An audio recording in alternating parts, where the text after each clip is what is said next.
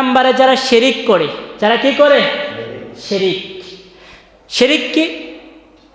আল্লাহর সাথে অংশীদার সাব্যস্ত করা। রেজিকের মালিক কে?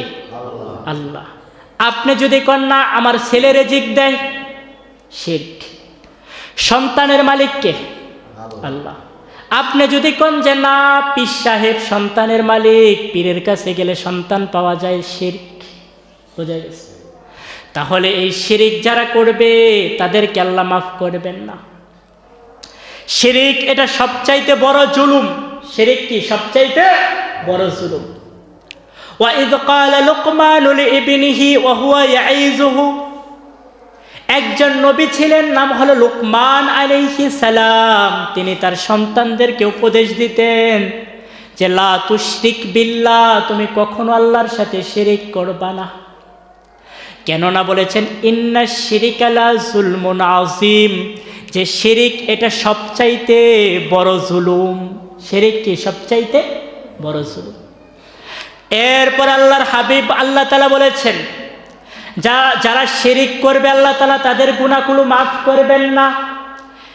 ওয়া ইউশরিক বিল্লাহ, যারা আল্লাহ তাআলার সাথে শিরিক করবেন, ফাকাদ হাররামাল্লাহু আলাইহিল জান্নাহ, আল্লাহ তাআলা তাদের প্রতি জান্নাতকে হারাম করে দেবেন। যারা শিরিক করবে হে মুমিন, তারা কখনো জান্নাতে যেতে পারবে না।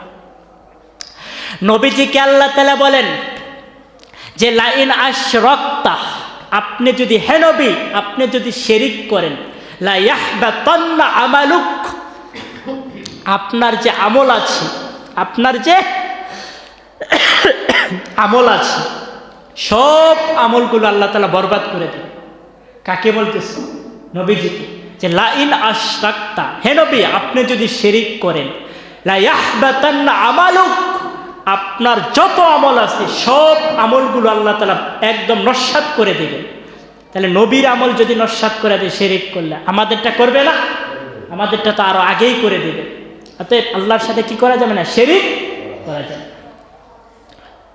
এজন্য আল্লাহর হাবিব বলেছেন লা তুশরিক বিল্লাহ ওয়া ইন কুতিলতা আও হুররিকতা, হে মুমিন তোমাকে যদি আগুনে জ্বালিয়ে পুড়িয়ে খারখার করে দেওয়া হয় তারপরেও তুমি শিরিক করবা না।